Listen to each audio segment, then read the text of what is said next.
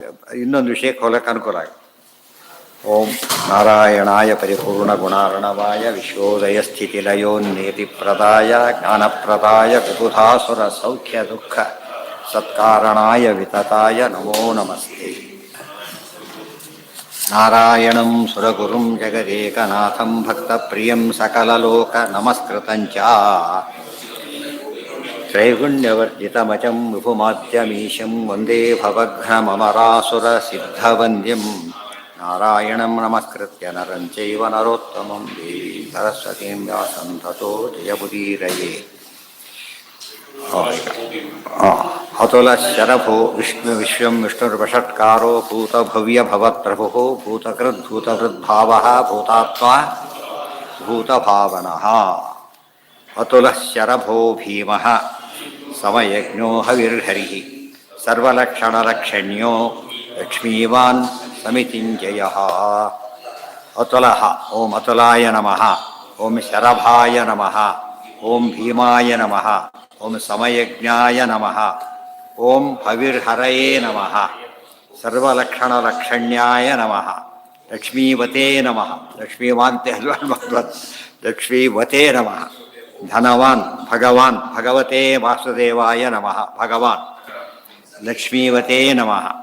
ಆಮೇಲೆ ಸಮಿತಿಂಜಯಾಯ ನಮಃ. ಅತುಲಃ ಶರಭಃ ಭೀಮಃ. ಅತುಲ ಅಂದರೆ ಅರ್ಥ ನೆನಪಾಗತ್ತೆ. ಒಬ್ಬನಿದ್ದ, ನೆನಪಿದೆಯಾ? ಒಬ್ಬ ಅತುಲನ ಹೆಸರು ಕೇಳಿದ ನೆನಪಿದೆಯಾ ಎಲ್ಲಾದರೂ? ಪರಶುರಾಮರು ರುದ್ರೊಳಗೆ ಕೂತಿದ್ದ ಹೊರ ತಗೊಂಡು ಅತುಲ. ಅವನ ಹೆಸರು ಅತುಲ, ದೇವ್ರ ಹೆಸರು ಅತುಲ. ದೇವ್ರ ಹೆಸರು ಅತುಲ ಯಾತಕ್ಕೆ ಅಂದರೆ, ತುಲ ಅಂದ್ರೇನು? ಸಮವಾದ ಪದಾರ್ಥ. ಸಮವಾದ ಪದಾರ್ಥಕ್ಕೆ ಏನಂತ ಕರೀತಾರೆ? ತುಲ. ಅತುಲ ಅಂದರೆ ಸಮವಿಲ್ಲದ್ದು. ನ ತುಲ ಅಸ್ಯ ಅಸ್ತಿ. ಇದಕ್ಕೆ ಸದೃಶವಾದ, ಇದಕ್ಕೆ ಸಮನಾದ ವಸ್ತು ಮತ್ತೊಂದಿಲ್ಲ. ನಾಸ್ತಿ ನಾರಾಯಣ ಸಮ ನಭೂತಂ ನ ಭವಿಷ್ಯತಿ.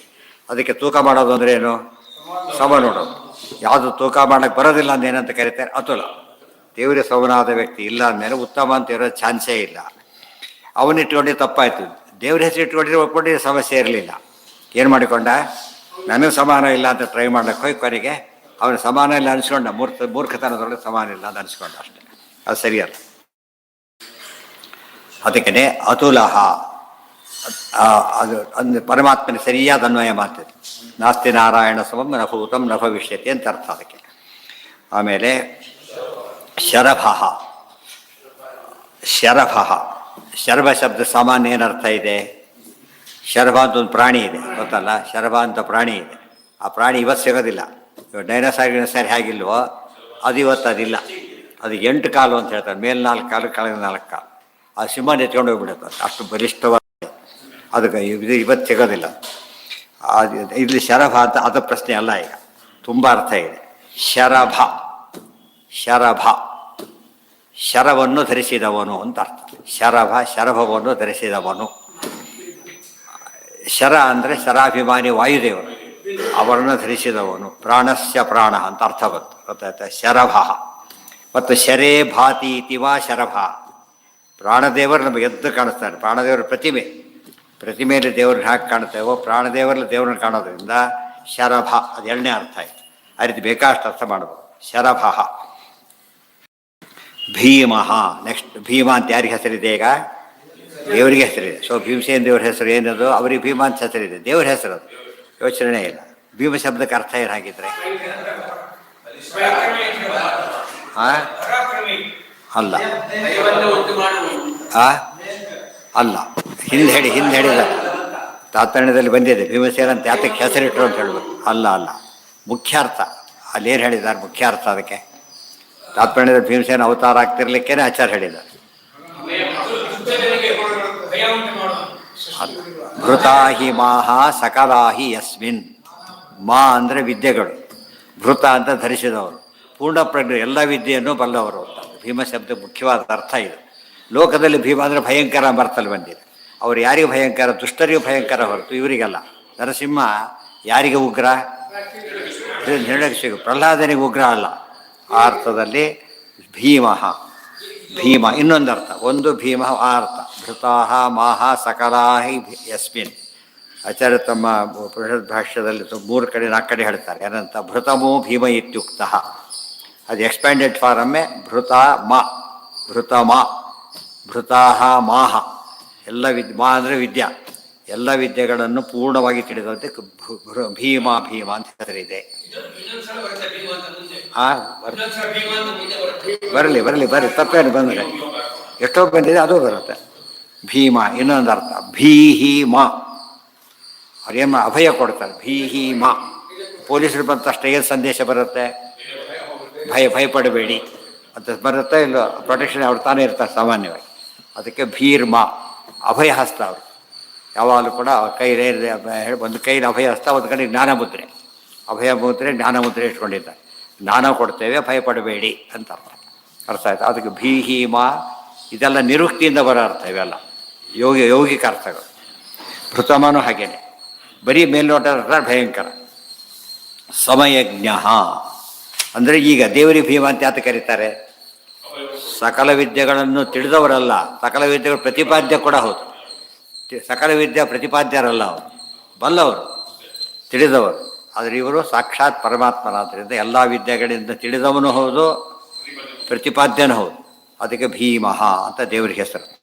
ಸಮಯಜ್ಞೋ ಹವಿರ್ಹರಿಹಿ.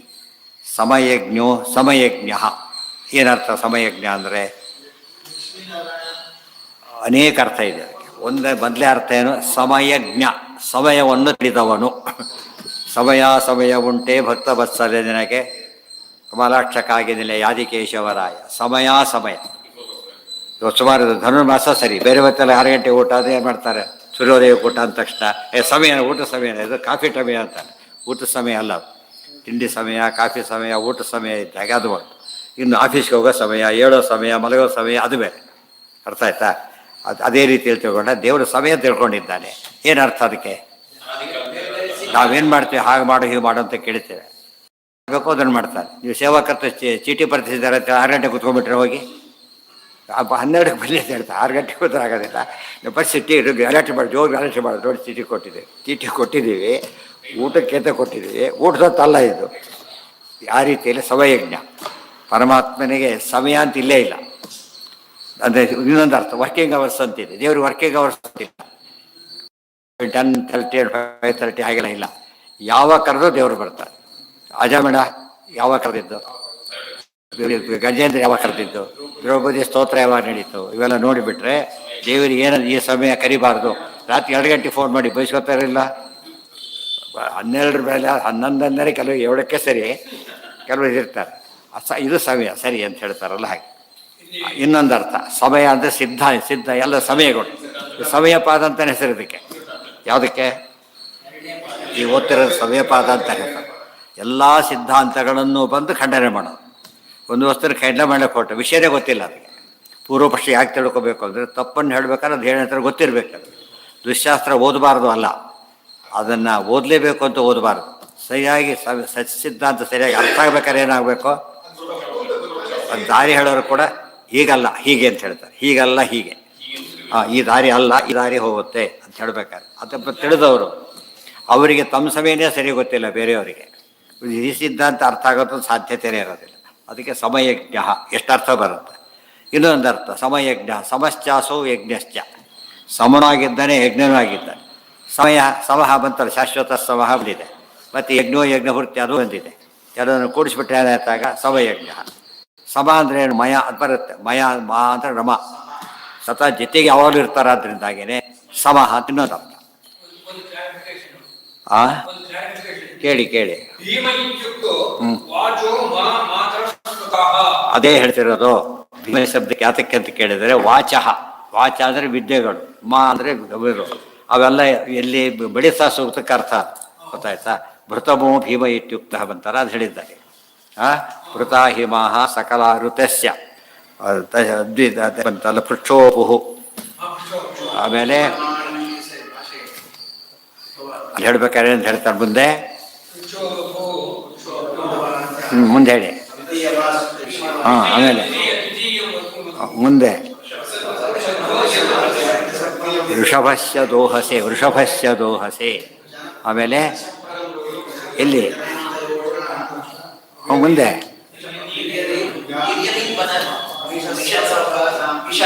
ಅದನ್ನು ಹೇಳು, ಎಲ್ಲೆಲ್ಲ ಹೇಳ್ತೀರಿ ಆ ಬಹಳ ಹೇಳಬೇಕು. ಪೃಕ್ಷೋ ಉಪಹೂಪತುಮಾನ್ ನಿತ್ಯ ಆಶಯೇ, ನಿತ್ಯ ಆಶಯೇ ಇದು ನೋಡಿ, ಆಶಯೇ. ಅಲ್ಲಿ ಮಲಿಬಿಟ್ಟೆ ವಿದ್ಯೆಯಲ್ಲಿ ಆರಾಮ ಮಲಿಬಿಟ್ಟಿದ್ದಾರೆ. ಅರ್ಥ ಏನದಕ್ಕೆ?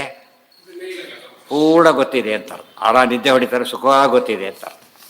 ಉಳಿದವರು ಯಾವ ಶ್ರಮಪಟ್ಟು ತಿಳ್ಕೊಂಡಿದ್ದಾರೆ, ಆರಾಮಾಗಿ ತಿಳ್ಕೊಂಡಿದ್ದಾರೆ. ಎಲ್ಲರೂ ಸಾಮಾನ್ಯ ಜ್ಞಾನ ಬರುತ್ತೆ, ಭಾಳ ಕಷ್ಟಪಟ್ಟು ಬರೋದು ಬೇರೆ, 10-20 ಸತಿ ಕೇಳಿ ಬರೋದು ಬೇರೆ. ಇವ್ರದ್ದು ಹಾಗಲ್ಲ, ಏನು ಕೇಳಿದ್ರು ಕಷ್ಟ. ಅವತ್ತಿದೆ ಈಶ್ವರಾದನ್ಯತ್ರ ಆಲೋಚನೆ ಸರ್ವ ವಿಷಯ ಮೃಜಯೋಗಿ ಜ್ಞಾನ. ಹೇಳಿದರೆ ಸಾಕು ಬಂತು ಅಂತಲೇ ಅರ್ಥ. ಅದು ಎರಡೆರಡು ಪಾಯಿಂಟ್ ಬೇಕು. ಬರೀ ವಿದ್ಯಾ ಅಲ್ಲಿ ಪೂರ್ಣ ಪ್ರಜ್ಞರಾಗಿದ್ದಾರೆ ಎಂಬುದು ಎಷ್ಟು ಮುಖ್ಯನೋ, ಅನಾಯಾಸವಾಗಿದ್ದಾರೆ ಎಂಬುದು ಅಷ್ಟೇ ಮುಖ್ಯ. ಅರ್ಥ ಆಯ್ತಾ? ಇದು ಅವರ ಸಹಜವಾದ ಜ್ಞಾನ. ಅದು ಎಲ್ಲಿಂದ ಬಂದಿದ್ದಲ್ಲ, ಸ್ವರೂಪ ಇರೋದೇ ಹಾಗೆ ಅವರಿಗೆ. ದೇವರ ಅನುಗ್ರಹ ಅದು ಯಾವಾಗಲೂ ಕಾಮನ್. ಸಮಯಜ್ಞೋ ಹವಿರ್ಹರಿ, ಹವಿರ್ಹರಿ ಹವಿಸ್ಸು ಅಂದ್ರೆ ಹವಿಸ್ಸನ್ನು ತೊಗೊಂಡು ಹೋಗ್ತಕ್ಕಂಥವ್ರು, ಕೊಟ್ಟ ಹವಿಸ್ಸನ್ನು ಸ್ವೀಕಾರ ಮಾಡ್ತಕ್ಕಂಥವ್ರು. ಅಷ್ಟೇ ಅಲ್ಲ, ಅವ್ರವ್ರಿಗೆ ಕೊಡ್ತಕ್ಕಂಥವನು ಕೂಡ. ಮತ್ತು ಯಾರ್ಯಾರು ಏನೇನು ಕೊಡಬೇಕು ಭಾಗವನ್ನು ಹಂಚಿಬಿಡ್ತಾನೆ ಭಗವಂತ. ಹವಿರ್ಹರಿ. ಇನ್ನೊಂದು ವೇದವ್ಯಾಸ ರೂಪದಿಂದ ಕೂಡ ವಿಭಾಗ ಮಾಡಿಬಿಟ್ರೆ, ಅಲ್ಲಿ ವಿಭಾಗ ಅರ್ಥ ಹೇಳಿ, ವೇದ ವಿಭಾಗ. ಅದು ಹವಿರ್ಹರಿ. ಇದು ಜ್ಞಾನದ ಹವಿಸ್ಸು, ಅದು ಅದರ ಯಜ್ಞದ ಹವಿಸ್ಸು. ಆ ಹವಿರ್ಭಾಗವನ್ನು ತಗೊಳ್ಳೋ ಶಕ್ತಿ ಅವರಿಗಿಲ್ಲ, ದೇವರು ಕೊಡಬೇಕದನ್ನು. ಅರ್ಥ? ದೇವರು ಕೊಟ್ಟರೆ ದುಡ್ಡು, ಸರ್ಕಾರ ದುಡ್ಡಿರ್ಬೋದು, ಅಥವಾ ತೊಗೊಳ್ಳೋದಕ್ಕೊಂದು ಪದ್ಧತಿ ಇದೆ. ಎಲಿಜಿಬಿಲಿಟಿ ಇಲ್ದವ್ರು ತೊಗೊಳಕ್ಕೆ ಬರೋದು ಇಲ್ಲ ಕೂಡ. ಅದಕ್ಕೆ ದೇವರು ಹಾಗಿದ್ದಾನೆ. ಇದು ಹವಿಸ್ಸನ್ನು ಅವ್ರಿಗೆ ಕೊಡ್ತಾನೆ ಅಂತ ಹೇಳಿದಾಗ ಅಲ್ಟಿಮೇಟ್ ಗೌರ್ಮೆಂಟಿಗೆ ಟ್ಯಾಕ್ಸ್ ಕೊಡ್ತೀವಿ, ರೋಡ್ ಮಾಡಿಲ್ಲ ಅಂತ ಕೇಳ್ತಾರೆ. ಅವರು ಹೈರ್ ಟ್ರಾನ್ಸ್ಪೋರ್ಟ್ ಡಿಪಾರ್ಟ್ಮೆಂಟಿಗೆ ಕೊಟ್ಟರೆ ಸಾಕು, ಅವ್ರಿಗೆ ಯಾಕೆ ಕೊಡಬೇಕು ಅಂತ ಕೇಳಿದರೆ ಎಲ್ಲ ಅಲ್ಲಿಗೂ ಅಲ್ಲಿಂದ ಬರ್ಬೇಕು. ಆಮೇಲೆ ಮತ್ತು ಟ್ರೆಜರಿಗೆ ಎಂಟ್ರಿ ಹೋಗಿಬಿಡುತ್ತೆ. ಆಮೇಲೆ ಡಿಪೆಂಡ್ ಎಷ್ಟೆಷ್ಟು ಅಂತ ಡಿಸ್ಟ್ರಿಬ್ಯೂಟ್ ಮಾಡ್ತಾರೆ. ಡಿಸ್ಟ್ರಿಬ್ಯೂಟ್ ಯಾರೂ ಮಾಡೋಂಗಿಲ್ಲ, ಅವರೇ ಮಾಡಬೇಕಲ್ಲ. ಪರಮಾತ್ಮ ಹವಿಸ್ಸನ್ನು ತಾನು ಸ್ವೀಕಾರ ಮಾಡ್ತಾನೆ ಮತ್ತು ಅನಂತ ಮಾಡಿ ಕೊಡ್ತಾನೆ. ಫಲ ಈ ಕಡೆಗೆ ಫಲ ಕೊಡ್ತಾನೆ, ಆ ಕಡೆಗೆ ಯಾರ್ಯಾರು ಎಲ್ಲರಿಗೂ ತಲುಪಿಸ್ತಾರೆ. ಯಾವ ಡಿಪಾರ್ಟ್ಮೆಂಟ್ ಎಷ್ಟೆಷ್ಟು ಹೋಗು ಕೊಡ್ತಾನೆ. ಅದಕ್ಕೆ ಹವಿರ್ಹರಿ. ಸರ್ವಲಕ್ಷಣ ಲಕ್ಷಣ್ಯ, ಎಲ್ಲ ಲಕ್ಷಣಗಳನ್ನು ಒಡಗೂಡಿದವು. ಹಾಗೆ ಯಾವ ಶುಭ ಲಕ್ಷಣ ಹೇಳ್ತೇವೆ ದೇವರಲ್ಲಿದೆ, ಯಾವ ಹೇಳಿದರೂ ಕೂಡ ದೇವರಲ್ಲಿದೆ. ಗುಣಪೂರ್ಣತ್ವ ಇದೆ, ದೋಷ ದೂರತ್ವ ಇದೆ, ಇನ್ನು ಆಪಾದ ಮೂಲಿ ಪರ್ಯಂತ ದಾಸ್ಯ ಲಕ್ಷಣ ಅವು ಇದೆ. ಆದ್ದರಿಂದ ಸರ್ವಲಕ್ಷಣ ಲಕ್ಷಣ್ಯ. ಆಚಾರ್ಯ ಹೇಳಬೇಕಾದ್ರೂ ಕೂಡ ಪದ್ಧತಿ ಹೇಳ್ತಾರೆ ಎಲ್ಲ ಲಕ್ಷಣ ಇದ್ವು. ಆದರೆ ಜೀವಕೋಟಿಯಲ್ಲಿ ಎಲ್ಲ ಲಕ್ಷಣ ಏನಿರಬೇಕು, ದಾತ್ರಿಭ್ಯಗಣ ಹಾಗಿದ್ದರು. ಇವರಿಗೂ 32 ಲಕ್ಷಣನೇ. ಅದು ಯಾವುದು ವೇರಿ ಆಗುತ್ತೆ? ಅಪ್ರಾಕೃತತ್ವದ ಶುರುವಾಗುತ್ತೆ. ಅಪ್ರಾಕೃತತ್ವ, ಪರಿಪೂರ್ಣತೆ ಅದು ಮಹಾಲಕ್ಷ್ಮಿಗೂ ಇದೆ. ವಾಯುದೇವರಿಗಿಂತ 1,000,000 ಪಟ್ಟು ಜಾಸ್ತಿ ಕ್ಲಾರಿಟಿ ಅವರಲ್ಲಿದೆ. ಅನಂತ ಪಟ್ಟು ಕ್ಲಾರಿಟಿ ಪರಮಾತ್ಮನಲ್ಲಿದೆ.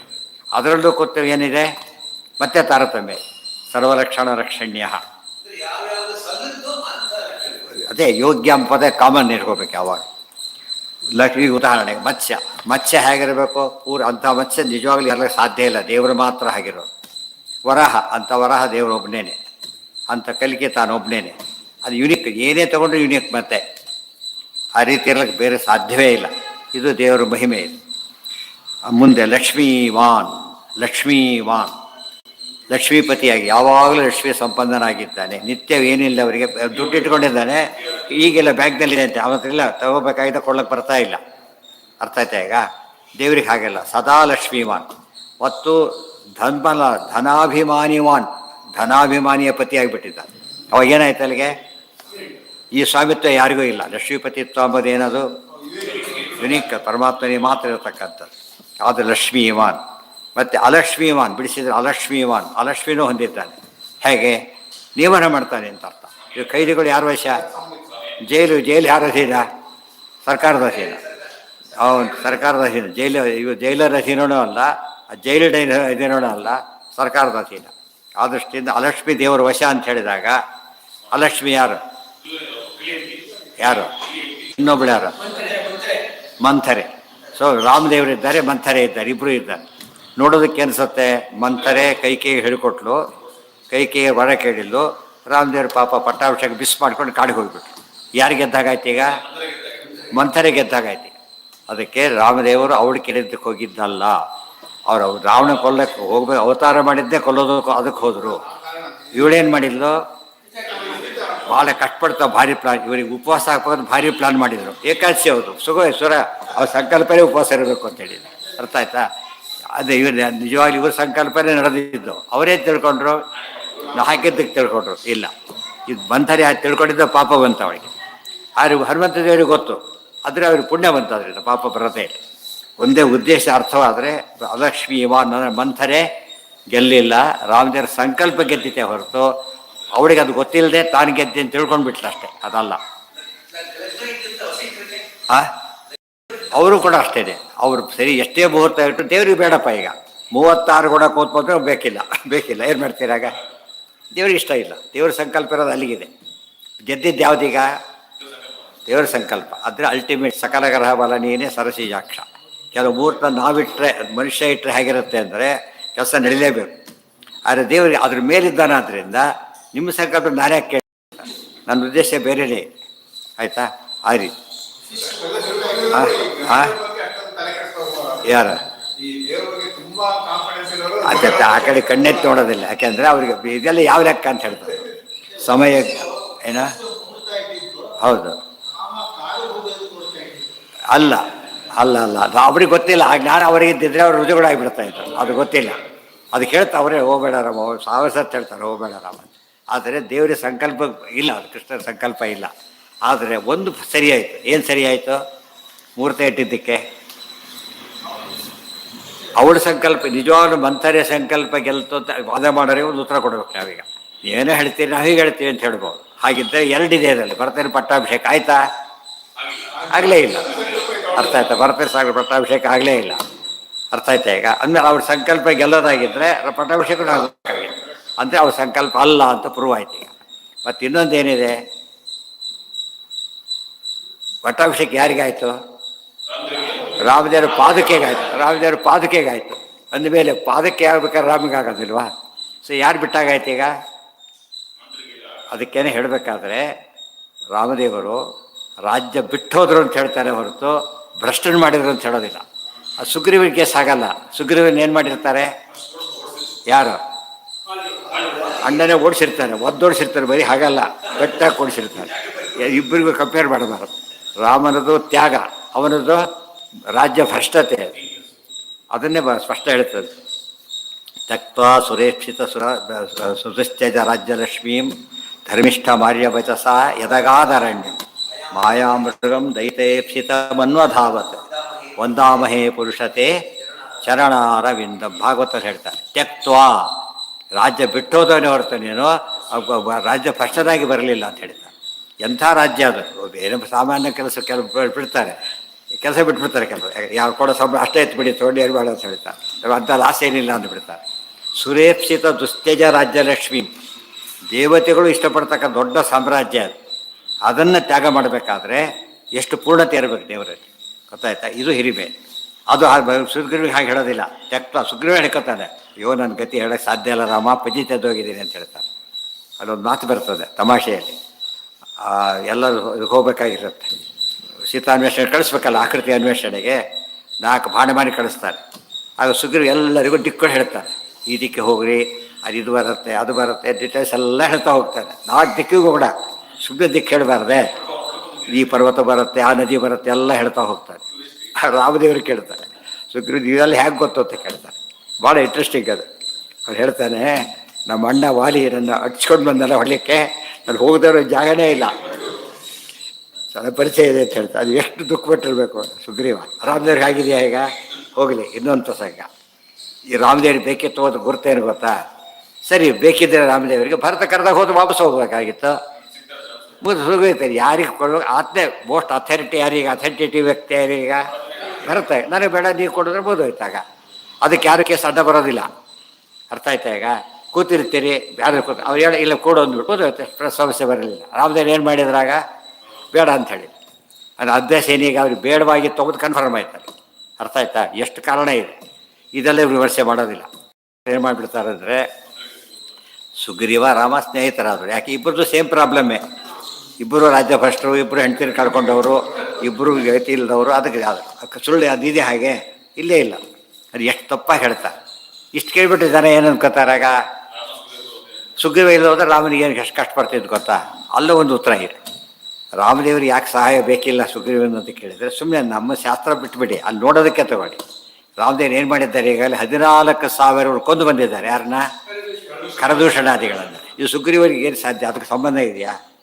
ತಾನು ಮಾಡಬಹುದಾದ್ದನ್ನು ಅವಕಾಶ ಕೊಟ್ಟರು ರಾಮದೇವರು ಅಷ್ಟೇ ಹೊರತು ಸಹಾಯ ತಗೊಂಡು ಸೇವೆ ತೊಗೊಂಡ್ರು ಅಂತ ಹೇಳಬೇಕು. ಸಹಾಯ ತೊಗೊಂಡ್ರು ಅಂತ ಹೇಳ್ತಾರೆ. ಇವತ್ತು ರಾಯರು ಸಹಾಯ ಮಾಡಿದ್ರು ಅಂತ ಹೇಳ್ತಾರೆ ಯಾರು? ಸೇವೆ ಸೇವೆ ಅಂತ ಬರೀತಾರೆ ಹೊರತು ಸಹಾಯ ಅಂತ ಕರಿಬಾರದು ದೊಡ್ಡವರಿಗೆ. ಇದೆಲ್ಲ ಅರ್ಥ ಮಾಡಿಕೊಂಡ್ರೆ ತಿಳಿಯುತ್ತೆ. ಈ ರೀತಿ ಆದರೂ ಮಾಡೋದಿಲ್ಲ ಅದನ್ನು. ಹಿಂದಿನ ಎಷ್ಟೋ ಕವಿಗಳು ಪಾಪ ಒಳ್ಳೆ ಕೆಲಸ ಮಾಡಿದ್ದಾರೆ. ಇವತ್ತಿನವ್ರು ಕೆಟ್ಟ ಕೆಟ್ಟ ವಿಮರ್ಶೆ ಬರೀತಾರೆ. ಅದು ಹೇಳೋರಿಲ್ಲ ಕೇಳೋರಿಲ್ಲ ಅವ್ರು.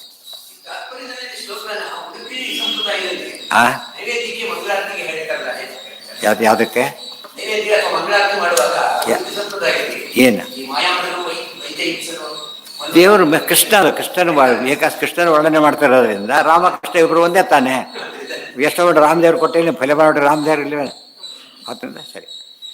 ಅತುಲ ಶರಭೋ ಭೀಮಃ ಸಮಯಜ್ಞೋ ಹವಿರ್ಹರಿ ಸರ್ವರಕ್ಷಣ ಲಕ್ಷ್ಮೀವಾನ್ ಸಮಿತಿಂಜಯ.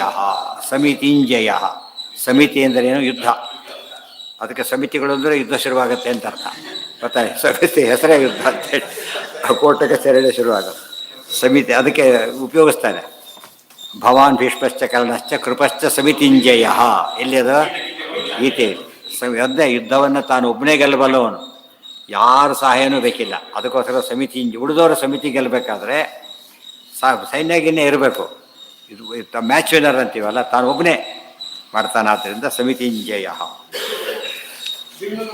ಇನ್ನೂ ಇದೆ, ಸಮ್ಯಕ್ ಮಿತಿಂ ಜಯತೀತಿ ಮಿತಿಂಜಯ. ಮಿತಿ ಇಲ್ಲ ಪರಮಾತ್ಮನಿಗೆ, ಮಿತಿಯನ್ನು ಮೀರಿದವನು ಅಂತ ಅರ್ಥ. ದೇವರಿಗೆ ಬಿಟ್ಟಿದೆ ಏನಾದ್ರು ಕೂಡ? ಏನಿಲ್ಲ. ಸಮಿತಿಂಜಯ ಸಮ್ಯಕ್ ಮಿತಿಂ ಜಯತೀತಿ ಸಮಿತಿಂಜಯ. ನೆಕ್ಸ್ಟ್ ಈಗ ವಿಕ್ಷರೋ ರೋಹಿತೋ ಮಾರ್ಗೋ ಹೇತುರ್ದಾಮೋದರ ಸಹ ಮಹೀಧರೋ ಮಹಾಭಾಗೋ ವೇಗವಾನ್ ಅಮಿತಾಶನಃ. ವಿಕ್ಷರ ರೋಹಿತ ಮಾರ್ಗ ಹೇತು ದಾಮೋದರ ಸಹ ಮಹೀಧರ ಮಹಾಭಾಗ ವೇಗವಾನ್ ಅಮಿತಾಶನಃ. ವಿಕ್ಷರ ವಿಕ್ಷರಾಯ ನಮಃ. ಓಂ ರೋಹಿತಾಯ ನಮಃ. ಓಂ ಮಾರ್ಗಾಯ ನಮಃ. ಓಂ ಹೇತವೇ ನಮಃ. ಓಂ ದಾಮೋದರಾಯ ನಮಃ. ಓಂ ಸಹಾಯ ನಮಃ. ಅಥವಾ ಸಹಸೇ ನಮಃ ಹೇಳ್ಬೋದು. ಮಹೀಧರಾಯ ನಮಃ. ಮಹಾಭಾಗಾಯ ನಮಃ. ವೇಗವತೇ ನಮಃ. ಆಮೇಲೆ ಅಮಿತಾಶನಃ. ಅಮಿತಾಶನಾಯ ನಮಃ. ಇಷ್ಟು ಭಕ್ತಿಯಿಂದ ಹೇಳಿದಾಗ ಏನಾಗುತ್ತೆ? ಗುಣಗಳು ಅನುಸಂಧಾನಕ್ಕೆ ಬಂದರೆ ಏನಾಗುತ್ತಾಗ ಭಕ್ತಿ ಬಂದುಬಿಡುತ್ತೆ. ಇಲ್ಲದ್ರೆ ಪದ ಕಾಣಿಸುತ್ತೆ ಅಷ್ಟೇ. ಏನು ಕಾಣಿಸ್ಬೇಕಲ್ಲಿ? ಎಲ್ಲ ಪ್ಲಾಸ್ಟಿಕ್ದು ಬಳಸಿದ್ದಾರೆ, ತಿನ್ನಕ್ಕೆ ಬರುತ್ತೆ. ಅದನ್ನು ನೋಡ್ಬೋದು ಅಷ್ಟೇ. ಇದು ಹಾಗಲ್ಲ. ಏನು ಮಾಡ್ಬೇಕು? ಅದನ್ನು ಎಂಜಾಯ್ ಮಾಡಿ, ಓ ಇಷ್ಟು ದೊಡ್ಡವನು ದೇವರು ಅಂತೇಳಿ. ವಿಕ್ಷರ ಔಟ್ ಅಂತಷ್ಟು ಅರ್ಥ ಆಗುತ್ತಿಲ್ಲ ಕೇಳಿದವರಿಗೆ. ಔಟ್ ಆಗ್ಲಿಕ್ಕೆ ಅಪೇಕ್ಷೆ ಪಟ್ಟರು ಕುಡ್ದಾಡ್ಬಿಡ್ತಾರೆ, ಉಳಿದವ್ರು ದುಃಖ ಪಟ್ಬಿಡ್ತಾರೆ. ಆ ಪದಕ್ಕೆ ಅರ್ಥ ಗೊತ್ತಿದೆ ಔಟ್ ಅಂದರೆ. ನಮಗೆ ಅದು ಗೊತ್ತಿಲ್ಲದವರ ಸ್ವಾರಸ್ಯ ಏನಿದೆ ಅದರೊಳಗೆ. ವಿಕ್ಷರ ಕ್ಷರ ಅಂದ್ರೇನು?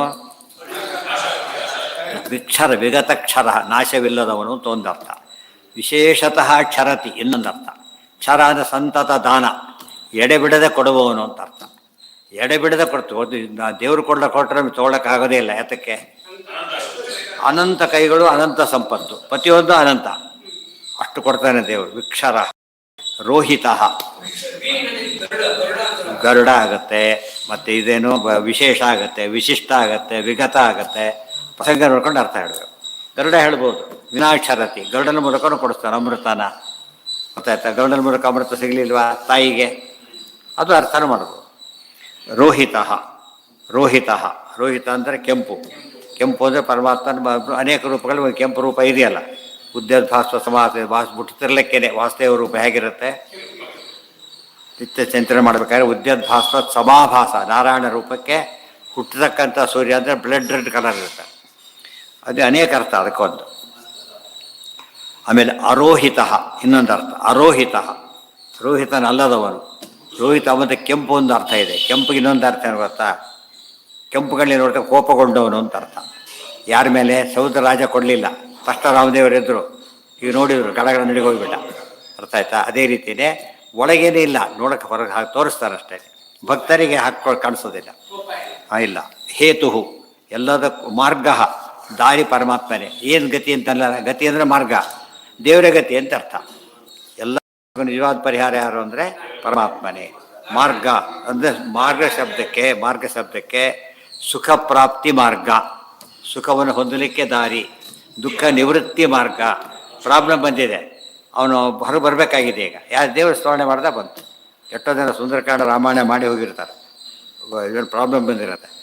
ಸರಿ ಹೋಗ್ಬಿಡುತ್ತೆ. ಎಷ್ಟೋ ಸರ್ತಿ ಹಾಗೆ ಇನ್ನು ಎಷ್ಟೋ ಬರ್ಕೊಂಡಿದ್ದಾರೆ ಕಥೆಗಳನ್ನು.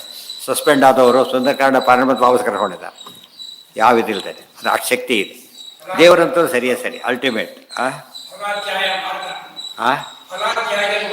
ಹೌದು ಹೌದು ಹೌದು, ಅದು ಅದರಲ್ಲೂ ಮಾರ್ಗ. ಹೇತು ಹೇತು ಸಾಧನ. ಹೇತು ಅಂದರೆ ಕಾರಣ, ಎಲ್ಲದಕ್ಕೂ ಪರಮಾತ್ಮನೇ ಕಾರಣ.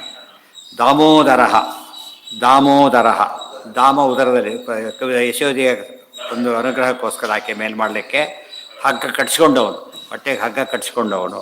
ಇನ್ನೂ ಅರ್ಥ ಇದೆ. ಆಮೇಲೆ ಸಹನಶೀಲ, ಏನೇ ಮಾಡಿದ್ರು ಭಕ್ತವತ್ಸಲ ತಾನು. ಆಮೇಲೆ ಮಹೀಧರ, ಭೂಮಿಯನ್ನು ಹೊತ್ತವನು ವರಾಹ ರೂಪದಿಂದ ಕೂರ್ಮ ರೂಪದಿಂದ. ಮಹಾಭಾಗ ಲಯನ್ ಶೇರ್ ಅಂತಾರೆ. ಲಯನ್ ಶೇರ್ ಅಂದ್ರೆ ಏನು? ಅತಿ ಹೆಚ್ಚು ಬರೋದು ಯಾರಿಗೆ? ಏನೇ ಮಾಡಿದ್ರು ಕೂಡ ದೇವರಿಗೇನೆ. ಮಹಾಭಾಗ ಒಂದರ್ಥ. ಹಾಂ ಹಾಂ, ಇವತ್ತು ಆಸ್ತಿ ಮುಟ್ಗೋಲು ಹಾಕೊಳ್ಳೋ ಕಾನ್ಸೆಪ್ಟ್ ಕೊಟ್ಟ ಪರಮಾತ್ಮ. ಗೌರ್ಮೆಂಟ್ ಮುಟ್ಗೋಲು ಹಾಕ್ಕೊಂಡ್ರೆ ಇದು ಆಸ್ತಿ ತೊಗೊಳಕ್ಕೆ ಮಾಡಿದ್ದಲ್ಲ. ಅದು ಅವನಿಗಿಲ್ಲ. ಯಾರಿಗೆ ಸಲ್ಲಬೇಕು? ಸರ್ಕಾರಕ್ಕೆ ಸಲ್ಲಬೇಕು. ಹೌದು, ಮತ್ತೆ ಎಲ್ಲಿ ಯಾರ ಕಂಡೋದು ನೀವು ತೊಗೊಳ್ತಿದ್ದ, ನೀವು ತೊಗೊಬಿಡ್ತಿದ್ದ? ಇಲ್ಲ, ಅದು ಏನು ಅಲ್ಲಿದೆ ಎಲ್ಲರಿಗೂ ಕೊಡಬೇಕು. ಅರ್ಥ ಆಯ್ತಾ? ಸರ್ಕಾರಕ್ಕೆ ಯಾಕೆ ಕೊಡ್ತಾರೆ? ಯಾರು ಕೊಡ್ತಾರೆ? ಎಲ್ಲ ಲೋಕ ಉಪಯೋಗಿಸ್ತಾರೆ, ಆದ್ದರಿಂದ ಕೊಡ್ತಾರೆ. ನಾವು ಹುಡುಕಿ ಉಪಯೋಗಿಸೋದು ನಮಗೆ ಶಕ್ತಿ ಇಲ್ಲ. ನಾವು ರೋಡ್ ಮಾಡ್ಲಿಕ್ಕೆ ಬರುತ್ತಾ? ಅದಕ್ಕೆ ಮಾಡ್ಲಿಕ್ಕೆ ಬರುತ್ತೆ. ಅಷ್ಟು ದುಡ್ಡು ಆರ್ಗನೈಸೇಷನ್ ಮಾಡ್ಲಿಕ್ಕೆ ಬರುತ್ತಾ? ಸಾಧ್ಯ ಇಲ್ಲ. ಆದ್ದರಿಂದ ದೇವರು ಆ ರೀತಿ ಮಹಾಭಾಗರಾದ ಅಂತ ಕರಿತೇವೆ. ಭಾಗ ಅಂದರೆ ಭಾಗ್ಯ ಅಂತಲೂ ಅರ್ಥ. ಅಂಥ ಭಾಗ್ಯ ಲಕ್ಷ್ಮೀಪತಿ ಇನ್ಯಾರ ಭಾಗ್ಯ ಇದೆ ಅಂತ. ಅದೇ ರೀತಿಯೇ ಇನ್ನೂ ಮಹಾ ಅಂದರೆ ಪೂಜ್ಯವಾದ ಭಾಗ ಹೊಂದಿದವರು. ಯಾಕೆ? ಅಗ್ರ ಪೂಜೆ. ಎಲ್ಲ ದೇವತೆಗಳು ಹವಿಸ್ಕೊಟ್ರು ಕೂಡ ಡ್ಯೂ ಪ್ಲೇಸಲ್ಲಿ ಕೊಡೋದು. ಫಸ್ಟ್ ಕೊಡೋದು ಯಾರಿಗೆ? ಅಗ್ರ ಪೂಜೆ. ಪ್ರತಿಯೊಂದಿದ್ರಲ್ಲೂ ದೇವರಿಗೆ ಅಗ್ರ ಪೂಜೆ. ಅದು ಮಹಾಭಾಗ. ಹಾಂ, ವೇಗವಾನ್ ವೇಗವಾನ್, ಭಾರಿ ವೇಗ ಪರಮಾತ್ಮನದು. ಭಕ್ತರು ಕರೆದಾಗ ಎಲ್ಲಿ ವೈಕುಂಠ, ಎಲ್ಲಿ ಇದು ಬರೆದಿದ್ದೇನು, ಆಶ್ಚರ್ಯನೇ ಆಶ್ಚರ್ಯ. ಅಷ್ಟು ಬೇಗ ಯಾರ್ಯಾರು ಇರ್ತದ? ಇವತ್ತು ಫೋನಿಂದ ಹೇಳ್ಬೋದು ಅಷ್ಟೇ, ಬರ್ಲಿಕ್ಕೆ ಸಾಧ್ಯ ಇಲ್ಲ. ಆ ಸ್ಪೀಡ್ ಇಲ್ಲ ಇವತ್ತು. ಆದರೆ ದೇವರು ಎರಡನ್ನೂ ಮಾಡ್ತಾನೆ. ವೇಗವಾನ್.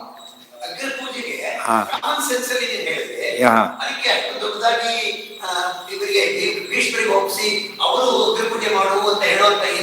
ಅಲ್ಲ, ಅಲ್ಲಿ ದೊಡ್ಡ ಸಭೆ. ಅದು ಸಭೆಯಲ್ಲಿ ಧರ್ಮರಾಜನಿಗೆ ಗೊತ್ತು, ಯಾರಿಗೆ ಮಾಡಿ ಧರ್ಮರಾಜನಿಗೆ ಗೊತ್ತು. ಈತಗಿಂತ ಜಾಸ್ತಿ ಜ್ಞಾನ, ಭೀಷ್ಮರಿಗಿಂತ ಜಾಸ್ತಿ ಜ್ಞಾನ ಇದೆ. ಯಾತಕ್ಕೆ? ಈತ ಹೊಸ ಅವತಾರ, ಆತ ಯಮನ ಅವತಾರ. ಭಾಳ ತಾರತಮ್ಯದಲ್ಲಿ ಭಾಳ ಮೇಲಿದ್ದಾನಾತ. ಆದರೂ ಕೂಡ ತುಂಬಿದ ಸಭೆಯಲ್ಲಿ ಕೇಳಬೇಕಾದ್ರೆ ಪರ್ಮಿಷನ್ ತೊಗೊಂಡು ಮಾಡಬೇಕು. ದೊಡ್ಡವ್ರು ಕೇಳಬೇಕು. ಅತಿ ದೊಡ್ಡವ್ರು ಯಾರಲ್ಲಿ? ಈಗ ವಂಶದಲ್ಲಿ ದೊಡ್ಡವರು ಪಿತಾಮಹ. ವಂಶದಲ್ಲಿ ಅವತ್ತೇ ಬಂದವರು ಸಿಕ್ಕಾಪಟ್ಟೆ ಓದಿ ಬಂದಿದ್ದಾರೆ. ಪರಶುರಾಮ ಎಲ್ಲರೂ ಬೇರೆ ಕಡೆ ಓದಿ ಬಂದಿರ್ತಾರೆ, ಬೇರೆ ಓದಿ ಬಂದಿದ್ದಾರೆ ಅಂತ ಹೇಳೋದಿಲ್ಲ. ಸಿಕ್ಕಾಪಟ್ಟೆ ಓದ್ದವರು ಅವ್ರನ್ನ ಕೇಳಬೇಕು. ವಂಶದ ಜ್ಞಾನಿ, ಅದು ಕೇಳಿ ಮಾಡಿದರು. ಗೊತ್ತಿಲ್ಲದೆ ಕೇಳಿದ್ದಲ್ಲ ಅದನ್ನು. ಆ ಮೂಲಕ ಏನಾಯ್ತು? ಧರ್ಮ ಏನೋ ಸೋಚಿದ್ ಮಾಡಿಬಿಟ್ಟ ಅಂತ ಆಗಲಿಲ್ಲ, ವಿತ್ ಪರ್ಮಿಷನ್ ಮಾಡ್ದ ಅಂತ ಆಯ್ತು. ಜೊತೆಗೆ ಅದರಿಂದ ಏನಾಯ್ತು? ಮುಂದೆ ದೊಡ್ಡ ಗಲಾಟೆ ನಡೆದು ಕೃಷ್ಣ ಸರ್ವೋತ್ತಮ ಅಂತ ಪ್ರೂವ್ ಆಯಿತು. ಅದಕ್ಕೆ ಬೇಕಿತ್ತೆ ವಿವಾದ ಮಾಡೋದ್ರಿಂದ. ವ್ಯಾಸರಾಜರು ಅಷ್ಟೇ, ಯುವಜನ ಕರ್ಕೊಂಡು ಹೋದ, ರಾಜಗುರು ಅಂತ ಘೋಷಣೆ ಮಾಡಿಬಿಟ್ಟ ರಾಜ. ಗಲಾಟೆ ಮಾಡಿದ್ರು ಬೇರೆಯವರೆಲ್ಲ. ಅದೆಲ್ಲ ಸಾಧ್ಯ, ನಾವೇ ಕೊಪ್ಪರ ಅಂತ ಕೇಳಿದರು. ಮೊದಲಿದ್ದು ಬೇಕಾಸನೇ ಇದ್ರಲ್ಲ. ಆಗ ಅವರು ವ್ಯಾಸರಾಜ ಕೇಳಿದ್ರು, ಏನು ಮಾಡ್ತೀವಿ ಅದೇ ಯೋಚನೆ ಮಾಡಿ ಕರಿ ಸೋಲಿಸ್ತೀನಿ ಅಂತ ಕರೆದು ಎಲ್ಲ ಸೋಲಿಸಿಬಿಟ್ರು. ಅದರಿಂದ ಏನಾಯ್ತು? ಈಗ ಜಗತ್ತಿಗೆ ಅವ್ರ ಗುರುತ್ವ ಅಂಬೋದು ಬರೀ ಇದಲ್ಲ, ಔಪಚಾರಿಕ ಅಲ್ಲ. ಹೈಲಿ ಡಿಸರ್ವ್ಡ್ ಅಂತ ಗೊತ್ತಾಗ್ತದೆ. ಅದೆಲ್ಲ ಆಗಬೇಕಾಗಿತ್ತು. ಹೇತುರ್ದಾಮೋದರ ಸಹ ಮಹೀಧರೋ ವೇಗವಾನ್ ಅಮಿತಾಶನಃ. ದೇವರಿಗೆ ಭಾಳ ಕೊಟ್ಟು ತೃಪ್ತಿ ಆಯ್ತು ಅಂತ ಕೇಳಕ್ಕೆ ಹೋಗಬೇಡಿ. ಅಮಿತಾಶನಃ, ಆತ ತಿನ್ನೋಷ್ಟು ಕೊಡೋ ಶಕ್ತಿ ಯಾರಿಗೂ ಇಲ್ಲ. ಹೋಗಲಿ, ಮತ್ತೇನು ಮಾಡ್ತಾನೆ ಅಂದರೆ ತನ್ನಲ್ಲೇ ಇದೆ ಅಮಿತಾಶನ. ಅದಿಲ್ಲ ಶನ ಅಲ್ಲ, ಅಮಿತಾಶಂ. ಶಂ ಅಂದರೆ ಸುಖ. ಅಮಿತವಾದ ಅತ್ಯಂತ ಸುಖವನ್ನು ಯಾವಾಗಲೂ ಕೂಡ ಇನ್ನೊಬ್ಬರಿಗೆ ಕೊಡೋ ಶಕ್ತಿ ಆತನಿರಬೇಕಾದ್ರೆ ಅವನಿಗೇನು ಬೇಕಿದೆ? ನಿತ್ಯ ತೃಪ್ತ ಅಂತ ಹೇಳಬೇಕು. ನೋಡೋದಕ್ಕೆ ಒಂದೊಂದೇ ಅರ್ಥ, ಹೊಸ ಅರ್ಥ ಕೊಡೋಕ್ಕೆ ಶುರುವಾಗುತ್ತೆ. ಅದು ಮುಗೀತು. ಅದಾದ ಮೇಲೆ ಉದ್ಭವ ಕ್ಷೋಭಣೋ ದೇವ ಶ್ರೀಗರ್ಭ ಪರಮೇಶ್ವರ ಕರಣಂ ಕಾರಣಂ ಕರ್ತ ವಿಕರ್ತ ಗಹನೋ ಗುಹಃ. ಉದ್ಭವ ಶೋಭಣ ದೇವ ಶ್ರೀಗರ್ಭ ಪರಮೇಶ್ವರ ಕರಣಂ ಕಾರಣಂ ಕರ್ತ ವಿಕರ್ತ ಗಹನಃ ಗುಹಃ. ಉದ್ಭವಾಯ ನಮಃ. ಓಂ ಶೋಭಣಾಯ ನಮಃ. ಓಂ ದೇವಾಯ ನಮಃ. ಓಂ ಶ್ರೀಗರ್ಭಾಯ ನಮಃ. ಓಂ ಪರಮೇಶ್ವರಾಯ ನಮಃ. ಓಂ ಕರಣಾಯ ನಮಃ. ಓಂ ಕಾರಣಾಯ ನಮಃ. ಓಂ ಕರ್ತಾಯ ನಮಃ ಹೇಳಬಾರ್ದು. ಏನು ಹೇಳಬೇಕು? ಕರ್ತ್ರೇ ನಮಃ, ಕರ್ತ್ರೇ ನಮಃ. ಆಮೇಲೆ ವಿಕರ್ತ್ರೇ ನಮಃ, ಗಹನಾಯ ನಮಃ, ಗುಹಾಯ ನಮಃ. ಉದ್ಭವ, ಉತ್ಕೃಷ್ಟ ಭವ, ಉತ್ಕೃಷ್ಟವಾದ ಪ್ರಾದುರ್ಭಾವ. ಆ ರೀತಿ ಮಾಡಲಿಕ್ಕೆ ಯಾರಿಗೂ ಬರೋದಿಲ್ಲ. ಮಹಾಲಕ್ಷ್ಮಿ ಮಾಡ್ತಾರೆ, ದೇವರ ಅನುಗ್ರಹ ಬೇಕು. ಪರಮಾತ್ಮ ಇಂಡಿಪೆಂಡೆಂಟ್ ಮಾಡ್ತಾರೆ. ಉತ್ಕೃಷ್ಟ ಭವ, ಭವ ಶಬ್ದಕ್ಕೆ ಮಂಗಳ ಅಂತ ಇನ್ನೊಂದು ಅರ್ಥ. ಅತೀ ಮಂಗಳ ಕೊಡೋಕ್ಕೆ ಯಾರಿಗೆ ಸಾಧ್ಯ? ದೇವರಿಗೆ ಮಾತ್ರ. ಭವ ಮಂಗಳ, ಉತ್ಕೃಷ್ಟ ಭಾವ ಅಂದರೆ ಮೋಕ್ಷ. ಅದು ಕೊಡೋ ಶಕ್ತಿ ಯಾರಿಗಿರೋದು? ದೇವರಿಗೆ. ಅಥವಾ ಮಾತಾಡಿದ ಪರಮಾತ್ಮ. ಭವ ಅಂದರೆ ಸಂಸಾರ. ಉದ್ಗತಃ ಭವಾತ್, ಸಂಸಾರದಿಂದ ನಿತ್ಯ ಮುಕ್ತನಾದವನು. ಅನೇಕ ಅರ್ಥ. ಕ್ಷೋಭಣ, ಶತ್ರುಗಳಿಗೆ ಕ್ಷೋಭೆಯನ್ನು ಉಂಟು. ಕ್ಷೋಭಯತಿ ಇತಿ ಕ್ಷೋಭಣ, ಕ್ಷೋಭಯತಿ ಶತ್ರುನ್ನಿತಿ ಕ್ಷೋಭಣ. ಕ್ಷೋಭೆ ಜರಾಸಂಧ 18 ಬಾರಿ ಬಂದು ಮಣ್ಣು ಮುಕ್ಕಿ ಹೋಗ್ತಾನಲ್ಲ, ಕ್ಷೋಭಣ. ಇನ್ನೊಂದು ಅರ್ಥ ಕ್ಷೋಭೇಣ ನಹ, ಭಕ್ತರಿಗೆ ಕ್ಷೋಭೆ ಕೊಟ್ಟು ಅದು ಆನಂದ ಕನ್ವರ್ಟ್ ಮಾಡ್ತಾನೆ. ಅದಕ್ಕೆ ಕುಂತಿದೇವಿ ನಮಗೆ ಯಾವಾಗ ಸಂಕಟ ಕೊಡು ಅಂತ ಕೇಳ್ತಾಳೆ. ದೇವರು ಕೂಡ ಪ್ರತಿಯೊಂದು ನಮಗೆ ದುಃಖ ಕೂಡ ಯಾವುದಕ್ಕೆ ಚೇಂಜ್ ಆಗುತ್ತದ? ಡಿಫಿಕಲ್ಟ್ ಪ್ರಾಬ್ಲಮ್ ಮೇಷ್ಟ್ರು ಕೊಟ್ಟ ಅಂದರೆ ಜ್ಞಾನ ವೃದ್ಧಿ ಆಗುತ್ತೆ ಅಂತ ಅರ್ಥ. ನಾವು ಮೇಷ್ಟ್ರು ಬೈಕೊಂಡು ಹೋದರೆ ವೃದ್ಧಿ ಆಗೋದಿಲ್ಲ. ಇನ್ವೈಟ್ ಮಾಡಬೇಕು, ನನಗೆ ಆಗಲಿಲ್ಲ ನೀವೇ ಹೇಳಿಕೊಡಿ ಅಂತ ಜ್ಞಾನ ವೃದ್ಧಿ ಆಗುತ್ತೆ. ಅದಕ್ಕೆ ದುಃಖದಲ್ಲೂ ಕೂಡ ಏನು ಕೊಡ್ತಾನೆ ಪರಮಾತ್ಮ ಇವರಿಗೆ? ಸುಖವಾದ ಪರ್ಮಿಷನ್ ಚೇಂಜ್ ಮಾಡ್ತಾನೆ. ನಹ ಅಂದರೆ ಸುಖ. ದೇವ ಅದು ಒದ್ದೇ ಇದೆ. ದೇವ ಜೊತೆ ಸರಿ ಹೇಳಿದೆ ಆಗಿದೆ. ಶ್ರೀಗರ್ಭ, ಹೀಗೆ ಗರ್ಭ, ಶ್ರೀ ಮಹಾಲಕ್ಷ್ಮಿಗೆ ಗರ್ಭ ಕೊಡೋದ್ರೆ ಗಂಡ ಪತಿ ಅಂತ. ಶ್ರೀಗರ್ಭ ಪರಮೇಶ್ವರ, ಅವನೊಳಗೆ ಬರೀ ಸಂಪತ್ತು ತುಂಬಿದೆ ಅಂತ ಅರ್ಥ. ಅವನೊಳಗೆ ಬರೀ ಸಂಪತ್ತು ತುಂಬಿದೆ. ಪರಮೇಶ್ವರ, ಪರಮ ಈಶ್ವರ ಸಮರ್ಥ, ಪರಮೇಶ್ವರ ಪರಮ ಸಮರ್ಥ. ಕರಣಂ, ಕರಣಂ ನ ಅಂದರೆ ಸುಖ, ಕರ ಅಂದರೆ ಕೈ, ಮುಟ್ಟಿದ್ರೆ ಸಾಕು ಪರಮಾತ್ಮ. ಕರೇಣ ನಹ ಅಸ್ಮಾತ್ ಇತಿ ಕರಣ. ಇಲ್ಲಿ ಲಕ್ಷ್ಮಣನಿಗೆ ಹೊಡೆದಿದ್ದೀತ. ಯಾರು ಶಕ್ತಿ ಆದರೂ ಹೊಡೆದು ಬಿಟ್ಟಿದ್ದ. ಯಾರು? ರಾವಣ. ಅಂದರೆ ಎತ್ಕೊಂಡ್ಬಂದು ರಾವಣ ಹತ್ರ ಮುಟ್ಟಿದ್ರು. ರಾಮದೇವ್ರನ್ನ ಕಿತ್ತಿದ್ರು, ಮುಟ್ಟಿದ್ರು, ಪೂರ್ತಿ ನಾರ್ಮಲ್. ಅದಕ್ಕೆ ಕೈಗುಣ ಅಂತ ಶುರು ಆಯ್ತಲ್ಲ. ರಾಮದೇವ್ರ ಕೈಗುಣ ಹೇಗಿದೆ ನೋಡಿರ್ತಾರೆ. ಡಾಕ್ಟ್ರ್ ಕೈಗುಣನೇ ಹೊರಡ್ತಾರೆ. ಭವರೋಗ ವೈದ್ಯ. ಅದು ಮುಟ್ಟಿದ್ರೆ ಸಾಕು, ಏನಾಗುತ್ತೆ? ಎಲ್ಲರೂ ಪರಿಹಾರ ಆಯಿತು. ಶ್ರೀವಕ್ರ ನೀವು ಮುಟ್ಟಿದ, ಅವಳು ಗೂಡು ಕಳ್ಕೊಂಡ್ಬಿಟ್ರು. ಆ ದೃಷ್ಟಿಯಿಂದ ದೇವ್ರು ಮುಟ್ಟಿದ್ರೆ ಸಾಕು. ಗಂಡಾಕರಣ ಕಾರಣ ಪಿಶಾಚಿಗಳು. ಕೃಷ್ಣ ಮುಟ್ತಾನೆ, ಏನಾಗ್ತಾರೆ ಇಬ್ಬರು ಕೂಡ? ದಿವ್ಯ ರೂಪ. ವಿಮಾನ ಹೊರಟೋಗ್ಬಿಡ್ತಾರೆ. ಮುಟ್ಟಿದ್ರೆ ಸಾಕು. ಅವೆಲ್ಲ ಒಪ್ಪಬೇಕಂದ್ರೆ ಕರೆಂಟ್ ಮುಟ್ಟಿದ್ರೆ ಸಾಕು, ಏನಾಗುತ್ತೆ? ಸಾಕಲ್ಲ. ಆದ್ದರಿಂದ ಮುಟ್ಟಿದ್ರೆ ಎಫೆಕ್ಟ್ ಇದೆ. ಕರೆಂಟ್ ತೊಗೊಂಡು ಹೊಡಿಬೇಕಾಗಿ ಪಟ ಪಟ ಪಟ ಹೊಡಿಬೇಕಾಗಿಲ್ಲ ಅಷ್ಟೇ. ಇದೆಲ್ಲ ದೇವರು ನೋಡಿದರೆ ಇದೆಲ್ಲ ದೇವರಲ್ಲಿದೆ. ಏನೇನು ಬೇರೆ ಕಡೆ ಕಾಣುತ್ತೇವೆ ಎಲ್ಲ ಎಲ್ಲಿದೆ? ಅದು ದೇವರಲ್ಲಿ ಎಷ್ಟಿದೆ? ಅದು ಅನಂತ ಪಟ್ಟಿದೆ. ಅದಕ್ಕೆ ಎಲ್ಲಿ ಅದೆಲ್ಲ ಗೊತ್ತಿದ್ರೆ ಕಂಡಲ್ಲಿ ವಿಶ್ವರೂಪ ಕಾಂಬ. ಈ ವಿಷ್ಣು ಸಹಸ್ರವನ್ನು ಸರಿಯಾಗಿ ಅರ್ಥ ಮಾಡ್ಕೊಂಡ್ಬಿಟ್ರೆ ಯಾವ ಕೆಲಸ ನೋಡಿದ್ರು ಓ ದೇವರು. ಅಷ್ಟೇ ಅಲ್ಲ, ಹರಿರೇವ ಪರಹ ಅರ್ಥ ಆಗುತ್ತೆ.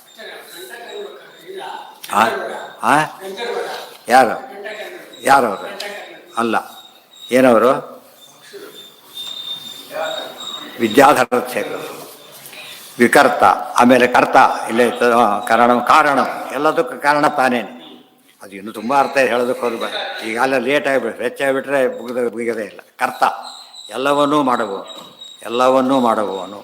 ವಿಕರ್ತ, ಎಲ್ಲವನ್ನೂ ವಿರುದ್ಧ ವೈಖರಿ ಮಾಡೋನು. ಅನ್ಕೊಂಡಿದ್ದೆ ಒಂದು, ಮಾಡಿದ್ದೇ ಒಂದು. ಗಹನ, ಅವನೇನು ಭಗದತ್ತ ಪಾಪ ಹೊಡೆದ ವೈಷ್ಣವಾಸ್ತ್ರ ತಗೊಂಡು ಅರ್ಜುನ್ ಕೊಲ್ಲಬೇಕು ಅಂತೇಳಿ. ಆಗಿದ್ದೇನೋ ವೈದ್ಯದೇವನ್ನ ಹಾಕ್ಕೊಂಬಿಟ್ಟ. ಇವನ್ನ ನೀ ಕೊಲ್ಲಿಗೆ ಅವನು ಕೊಲ್ಲು ಅಂತ ಹೇಳಿದ. ವಿಕರ್ತ, ಹೇಗೆ ಬೇಕಾದ್ರೆ ಮಾಡ್ತಾನೆ. ಗಹನ, ಬಹಳ ಕಷ್ಟ ದೇವರನ್ನು ತಿಳ್ಕೊಳ್ಳೋದು. ಗಹನವಾದ ಸಮಸ್ಯೆ ಅಂತ ಹೇಳೋದಿಲ್ಲ. ಗಹನ ಅಂದರೆ ಭಾರಿ ಗಹನ. ಗಹನ ಶಬ್ದಕ್ಕೆ ವನ ಅಂತಲೂ ಅರ್ಥ.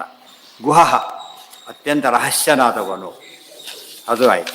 ನೆಕ್ಸ್ಟ್ ವ್ಯವಸಾಯೋ ವ್ಯವಸ್ಥಾನ, ಸಂಸ್ಥಾನ ಸ್ಥಾನದೋ ಧ್ರುವ. ಪರರ್ಧಿ ಪರಮಸ್ಪಷ್ಟ ತುಷ್ಟ ಪುಷ್ಟ ಶುಭೇ ಕ್ಷಣ. ಓಂ ವ್ಯವಸಾಯಾಯ ನಮಃ, ಓಂ ವ್ಯವಸ್ಥಾನಾಯ ನಮಃ, ಓಂ ಸಂಸ್ಥಾನಾಯ ನಮಃ, ಓಂ ಸ್ಥಾನದಾಯ ನಮಃ, ಓಂ ಧ್ರುವಾಯ ನಮಃ, ಓಂ ಪರರ್ಧಯೇ ನಮಃ, ಪರಮಸ್ಪಷ್ಟಾಯ ನಮಃ, ತುಷ್ಟಾಯ ನಮಃ, ಪುಷ್ಟಾಯ ನಮಃ, ಶುಭೇಕ್ಷಣಾಯ ನಮಃ. ಇಷ್ಟು ವ್ಯವಸಾಯ. ವಿ ಅವಸಾಯ, ವಿರುದ್ಧತೆಯ ಅವಸಾಯ, ವಿಶೇಷತ ಅವಸಾಯ. ದೇವರು ಏನೇನೋ ಅಂದ್ಕೊಂಡ್ಬಿಟ್ರು. ಗೋವರ್ಧನ ಮಳೆ ಬಂದು ಶುರುವಾಯಿತು, ಗಾಬರಿ ಆಗಿಬಿಟ್ರು. ಹೇಗೆ ಮುಗಿಸಿದ್ದು? ಪ್ರಾಬ್ಲಮ್ ಕ್ರಿಯೇಟ್ ಮಾಡೋರಿಗೆ ಪ್ರಾಬ್ಲಮ್ ಕ್ರಿಯೇಟ್ ಮಾಡ್ದ. ಇಂದ್ರದೇವ್ರು ಏನು ಮಾಡಿದರು? ಶರಣ ಕೊಟ್ಟು ಇವರೆಲ್ಲ ಖುಷಿ ಪಟ್ಟು ಕುಡಿದಾಡ್ಬಿಟ್ರು. ಅಥವಾ ವಿರುದ್ಧತೆಯ ಅವಸಾಯ, ವಿಶೇಷಣ ಮಾಡ್ತಾನೆ, ವಿರುದ್ಧತೆಯ ಮಾಡ್ತಾನೆ, ಏನೋ ಮಾಡಿದರೆ ತಮ್ಮ ಮೇಲೆ ಬಿಡಬೇಕು. ದುಷ್ಟರು ವ್ಯವಸ್ಥಾನ, ವಿಶೇಷ ಅವಸ್ಥಾನ, ಪರಮಾತ್ಮ ವಿಶಿಷ್ಟ ರೀತಿಯಲ್ಲಿ ಯಾವಾಗಲೂ ಇರ್ತಾನೆ, ಅದಕ್ಕೆ ನಮಗೆ ಕಣ್ಣಿಗೆ ಕಾಣೋದಿಲ್ಲ. ಅಥವಾ ವಿರುದ್ಧತೆ ಅವಸ್ಥಾನ, ಎಂಥ ವಿರುದ್ಧ ಸ್ಥಳದಲ್ಲೂ ಯಾರಾದ್ರು ನರಕದಲ್ಲಿ ಇರ್ತಾರಾ, ತಮಸ್ನಲ್ಲಿ ಇರ್ತಾರ, ಇದ್ದವ್ರು ಎಷ್ಟು ದುಃಖಿಗಳಾಗ್ತಾರೆ. ಎಲ್ಲಿರ್ತಾನೆ ಏನಾಗದೆ, ಅದು ದೇವರ ಮಹಿಮೆ. ಅದು ಹಾಂ, ಅನೇಕ ಅರ್ಥ ಆಗುತ್ತೆ, ಒಂದಲ್ಲ. ವಿ ಅವಸಾಯ, ಅವಸಾಯ ಅಂದರೆ ಮುಗಿಸೋದು. ವಿ ಅಂದರೆ ವಿಶೇಷತೆಯ, ವಿಶಿಷ್ಟತೆಯ ಮುಗಿಸೋದು. ಪಾಂಡವಕರವರು ಯುದ್ಧ ಹೇಗೆ ಮುಗಿಸ್ತಾನೆ, ಏನೇ ಅಂದ್ಕೊಂಡಿದ್ದು ಎಲ್ಲ ಫೇಲ್ ಮಾಡಿ ಮುಗಿಸ್ತಾರೆ. ವಿಶಿಷ್ಟತೆ ನಗನಗುತ್ತಾ ಮತ್ತೇನು ಏನೋ ಬಂದ್ಬಿಡ್ತಲ್ಲ ಪ್ರಾಬ್ಲಮ್ ಅಂದ್ಕೊಳ್ಳೋದಿಲ್ಲ. ವ್ಯವಸ್ಥಾನ, ಈಗ ಅರ್ಜುನ ಇದ್ದಾನೆ, ಯುದ್ಧ ಮಾಡೋದಿಲ್ಲ ಅಂತ ಹೇಳಿದ, ಜನ ಎಲ್ಲರೂ ಗಾಬರಿ ಆಗೋ ಕೇಸೋದು ಒಂದು ಹೊತ್ತಲ್ಲಿ. ತಕ್ಷಣ ಏನು ಮಾಡ್ತಾನೆ, ವಿರುದ್ಧತೆ ಅವಸಾಯ, ಯುದ್ಧ ಮಾಡೋದಿಲ್ಲ ಅನ್ನೋ ಕೈ ಯುದ್ಧ ಮಾಡಿಸ್ತೀನಿ ಅನ್ನಿಸ್ತಾನೆ. ವಿರುದ್ಧತೆ ಅವಸಾಯ, ಶುರು ಮಾಡಿದ್ದೇ ಒಂದು, ಮುಗಿಸಿದ್ದೇ ಒಂದು. ಅದೇನು ಒಂದು 10 ನಿಮಿಷದಲ್ಲಿ ಪಾಠ ಮಾಡಿ ಮುಗಿಸಿದ್ದೆ ಕೆಲಸ. ಅರ್ಜುನ ಏನು ಬಿಟ್ಟು ಓಡೋಗ ತಯಾರಿ ಆ ಸ್ಥಿತಿಯಲ್ಲಿದ್ದಾನೆ, ಕಣ್ತುಂಬ ನೀರು. ಅದಿಷ್ಟು ಆ ರೀತಿ ಹೋಗಿಸೋಕೆ ಸಾಧ್ಯ ಇದೆಯಾ? ಆತನಿಗೆ ಸಾಧ್ಯ ಇದೆ. ಅವಸ್ಥಾನ, ಸಂಸ್ಥಾನ, ಸಮ್ಯಕ್ ಸ್ಥಾನ, ಆತನ ಸ್ಥಾನ ಸಂಸ್ಥಾನ. ಯಾತಕ್ಕೆ ಉಳಿದವೆಲ್ಲ ಆಬ್ರಹ್ಮಭವನಾಲೋಕ ಪುನರಾವರ್ತಿನ ಅರ್ಜುನ ಮಾಮೋಪೇತ್ಯದ ಕೌಂತೆಯ ಪುನರ್ಜನ್ಮನ ವಿದ್ಯತೆ ಅಂತ ಸಂಸ್ಥಾನ ಆತನ ಪರಮಾತ್ಮ. ಸಮ್ಯಕ್ ಸ್ಥಾನ ಅಂದರೆ ವೃದ್ಧಿರಾಸಗಳೆಲ್ಲದ ಸ್ಥಾನ, ನಾಶವಿಲ್ಲದ ಸ್ಥಾನ, ಸಂಸ್ಥಾನ. ಯಾರು ಒಳ್ಳೆ ಮನೆಯಲ್ಲಿರ್ತಾರೆ, ಭಾರಿ ನಮ್ದೆಲ್ಲ ಬಾಡಿಗೆ ಮನೆ ಅಂತಾರೆ ತಕ್ಷಣ, ಅದು ಏನರ್ಥ ಅದಕ್ಕೆ ಇಲ್ಲ. ಆ ರೀತಿ ಸಂಸ್ಥಾನ, ಸ್ಥಾನದ ಸ್ಥಾನ, ಎಂಥ ಸ್ಥಾನ ಬೇಕಾದ್ರೂ ಕೊಡ್ತಾನೆ. ಇವತ್ತು ಬ್ರಹ್ಮಪದಿ ಕೊಳ್ಳಕ್ಕೆ ಯಾರಿಗೂ ಸಾಧ್ಯ ಇದೆಯಾ? ಇವರೆಲ್ಲ ಕಾಮನ್ ಸೆನ್ಸ್ ಇರಬೇಕಾಗಿತ್ತು. ಹಿರಣ್ಯಕಶ್ಯಪ ಅವರಿಗೆಲ್ಲ ಬ್ರಹ್ಮ ಪದವಿನೇ ಪಡ್ಕೊಂಡವರು ದೇವರಿಂದ ಅಂತ ಅಲ್ಲಿಗೆ ಹೋದ್ರೆ ಆಗಬೇಕಿತ್ತೆಲ್ಲ, ಹೋಗೋದಿಲ್ಲ. ಗೊತ್ತಾಯ್ತಾ? ಅದು ತಿಳುವಳಿಕೆ ಇಲ್ಲ. ಯಾರಿಗೆ ಅಲ್ಲ, ತಡ್ಕೊಂಡು ಇಷ್ಟ ಇಲ್ಲ ಅವರಿಗೆ. ಫಸ್ಟ್ ಆಫ್ ಆಲ್ ಜ್ಞಾನ ಇದ್ದರೂ ದುರ್ಯೋಧನ ವಿಶ್ವರೂಪಣೆ ಇದೆಲ್ಲ ಮ್ಯಾಜಿಕ್ ಅಂತ ತಿಳ್ಕೊಂಡೆ ಹೊರತು ಒಪ್ಪಲಿಕ್ಕೆ ತಯಾರಿಲ್ಲ ಅವರು. ಸ್ಥಾನೋದೋ ಧ್ರುವ, ಎಷ್ಟು ಮಾಡಿದ್ರು ನಾನು ಮಡಿಲಿ ಊಟ ಮಾಡಲ್ಲ ಅಂತಾರಲ್ಲ ಹಾಗೆ.